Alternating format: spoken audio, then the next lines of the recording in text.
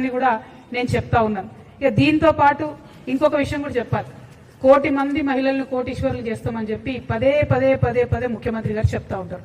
అయితే ఆ సెర్ప్ వ్యవస్థలో, ఆ సెల్ఫ్ హెల్ప్ గ్రూప్స్ లో స్త్రీనిధి అనేటటువంటి ఒక ఆర్గనైజేషన్ కూడా ఉంటుంది.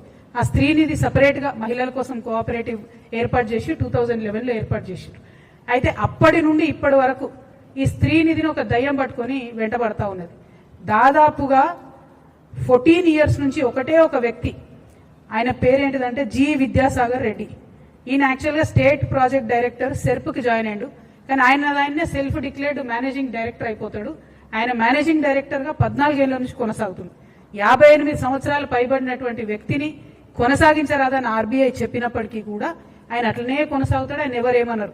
ఎందుకంటే ఎర్రవల్లి దయాకర్ రావు గారు అప్పుడు గ్రామీణ శాఖ మంత్రిగా ఉన్నప్పుడు, రూరల్ డెవలప్మెంట్ మినిస్టర్ ఉన్నప్పుడు డైరెక్ట్గా ఎర్రవల్లి గారి ట్రస్ట్కి సిఎస్ఆర్ ఫండ్స్, ఈ స్త్రీనిధి నుంచే సిఎస్ఆర్ ఫండ్స్ ఆయన ట్రాన్స్ఫర్ చేసి అప్పుడు బీఆర్ఎస్ గవర్నమెంట్ లో మేనేజ్ చేసుకున్నాడు.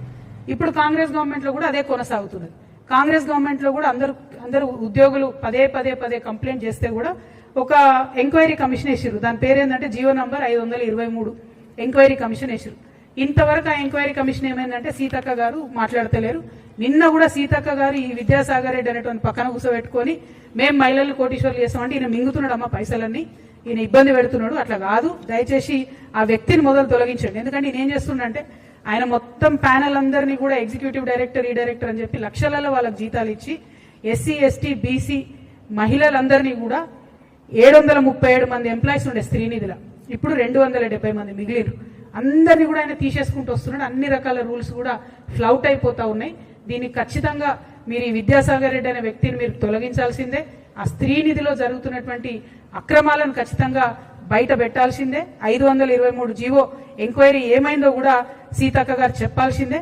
మీరు చెప్పకపోతే మరి ఎర్రబల్లి గారికి ఎట్లయితే అండర్స్టాండింగ్ ఉండేనో మీకు కూడా ఉంటుందని అనుకోవాల్సి వస్తుంది. సీతక్క మంచిది నాకు తెలుసు, అట్లా చేయదు.